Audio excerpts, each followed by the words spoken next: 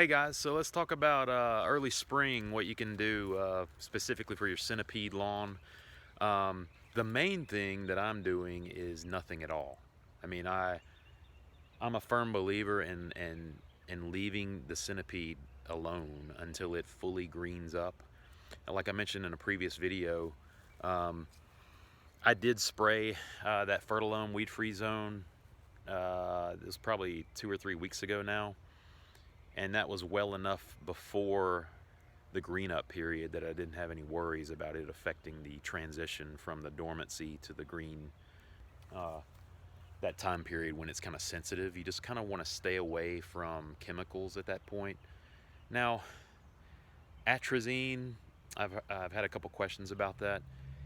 I'm going to apply Atrazine for sure, and I usually wait to do that though after the green up has occurred. So usually my grass greens up probably around like spring break, which is like March 20th every year. So I really want to apply Atrazine until I feel safe or comfortable with that after the green up. Um, I'll usually do that sometime in April. And last year I did a kind of a combination of Atrazine and the Fertilome, and it did a really good job of knocking back pretty much all the weeds. And we'll do a video on Atrazine application when I do that, probably in another month or so. But that's a good way to wipe out all your kind of early spring weeds after green up, though. That's what I would recommend. Now, it's not going to, unless you heavily apply it, I don't think you're going to get any huge damage from it.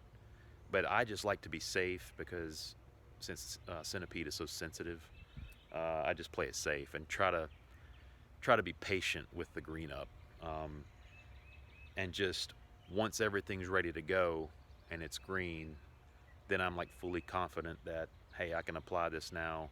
I'm gonna have no damage. I don't have anything to worry about. So that's why I do what I do. Um, but if you wanted to go ahead and do that, you can. Just be careful. Be light-handed with it.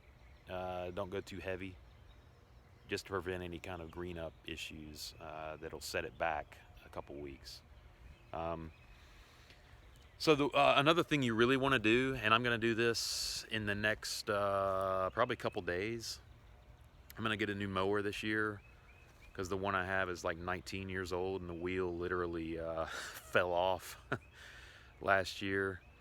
Uh, Actually, it didn't fall off; it wore out. I mean, the wheel, uh, it peeled off, and I couldn't. The mower is so old that I couldn't find a replacement wheel.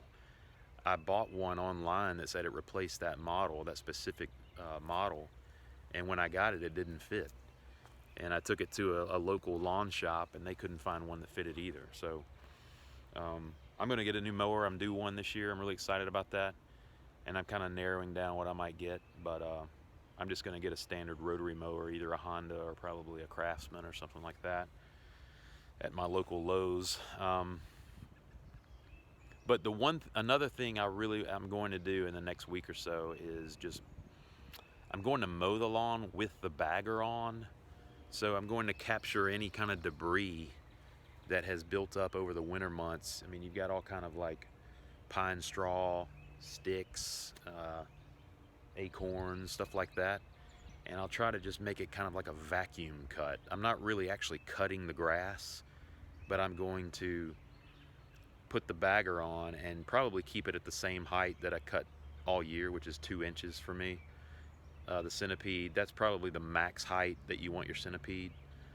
There are some people online that say 3 inches, but I think that's a little bit too tall for centipede. As we've mentioned in the ideal height video, the ideal height for centipede is 1.5 inches.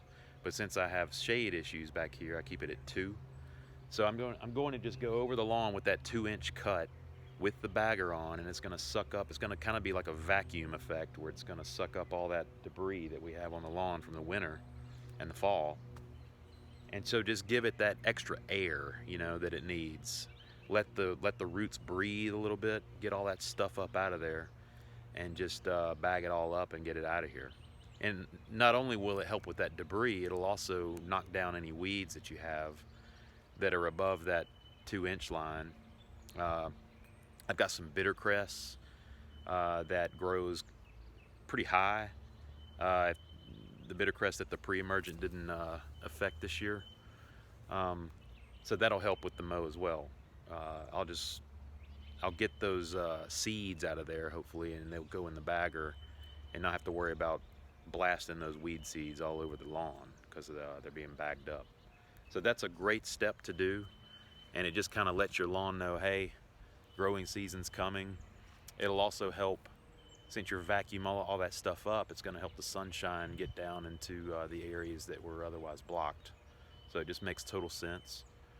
But other than that, I'm going to leave everything alone for a little bit. And I've got a lot of videos coming up about once the green up happens, what the steps will be. And it's going to be a lot of fun. I'll have, a video on iron, liquid iron. I'll do a video on micronutrients, and just cultural practices, mowing the right way, watering the right way. If Mother Nature is not providing enough rain, how much it needs, and all that kind of stuff. So, wanted to go over those steps of early spring centipede lawn care. The less you do, the better, I think. Just be patient and let it wake up. Deal with the weeds. If I were you, I would just deal with the weeds, wait till it's fully green, and then wait maybe another week. So like I said, I'm going to be waiting probably till April 10th, if I had to guess right now, before I did the Atrazine application. Um, so just wanted to give a quick early spring update. Hope that makes sense. Hope you guys are doing well out there. Thank you for watching, and leave a comment, subscribe, all that good stuff. And we'll have a good year this year. I'll have a lot of videos to do and show you what's up. Thanks.